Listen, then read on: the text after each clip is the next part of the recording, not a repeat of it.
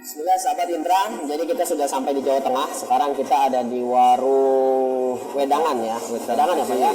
Jadi ini tempat kopdar kita nih, sebentar lagi kita akan mulai dan sengaja kami menarik owner dari warung ini untuk ngobrol, bincang santai sama kita. Mudah-mudahan bisa menjadi inspirasi buat teman-teman semua. Bisa diperkenalkan dulu nih Pak Puji kepada teman-teman ya, nama dan latar belakang gitu ya. Nama saya Widiono, saya punya Klaten Jawa Tengah. Ini saya kan Magelang. Ya ini warung kami ini berdiri ya belum lama juga sih, baru sekitar hampir 1 tahun. Ya. Awalnya kita kan buka di Borobudur, dekat Candi Mendut. Karena selama ini 97% kan customer kami adalah ini biro-biro wisata, wisata.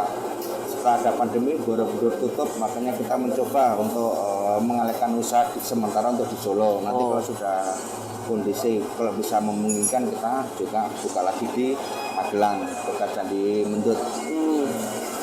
Jadi Borobudur ini ke rata-rata di tempat-tempat wisata gitu ya, karena segmen market berarti wisatawan ya. Wisatawan semua, baik dari domestik maupun dari mancanegara. Oh baik.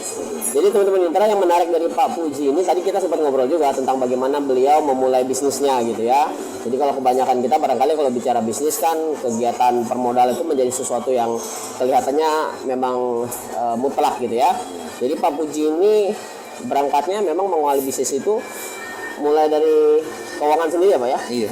Dan sampai saat ini memang tidak ada kegiatan permodal yang melibatkan pihak bank gitu atau koperasi gitu? Ya selama ini kita kan modal ya walaupun dikit-dikit, tapi kan alhamdulillah dari modal sendiri. Waktu itu dari modal selama kerja di Korea. Oh, pernah jadi kerja di sana ya?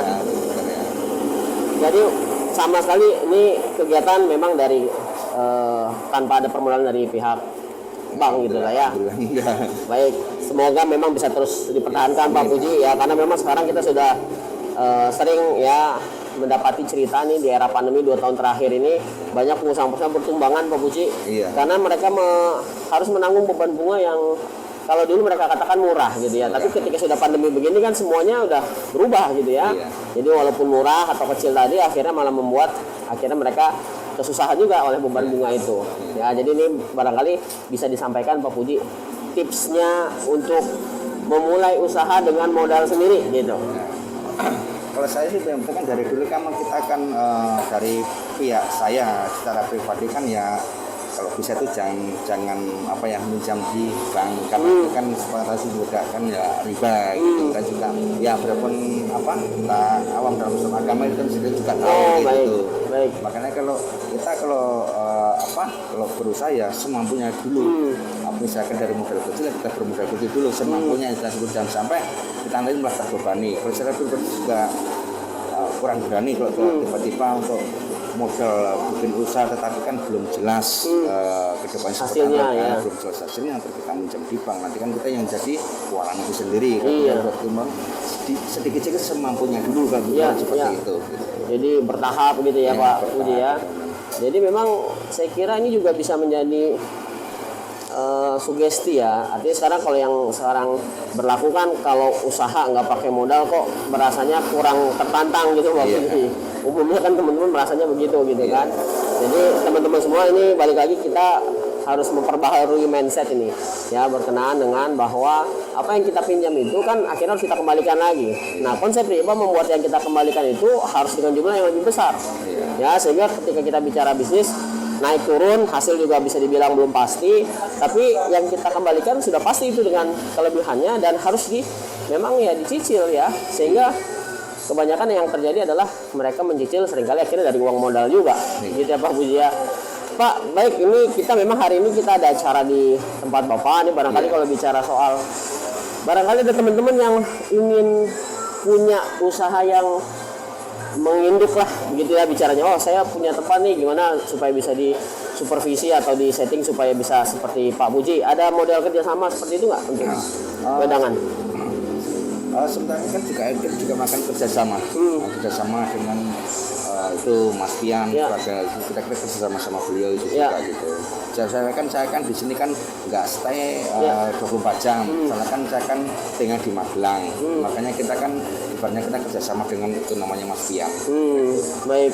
Kalau yang berkaitan dengan menu dan katakanlah ini kan kalau bicara kuliner kan tentu ada rahasia dapurnya lah gitu ya. Iya. Ini selama ini meng-hire sendiri artinya kita memang bereksperimen sendiri gitu atau memang ada katakanlah semacam koki gitu yang dipekerjakan secara khusus? Iya.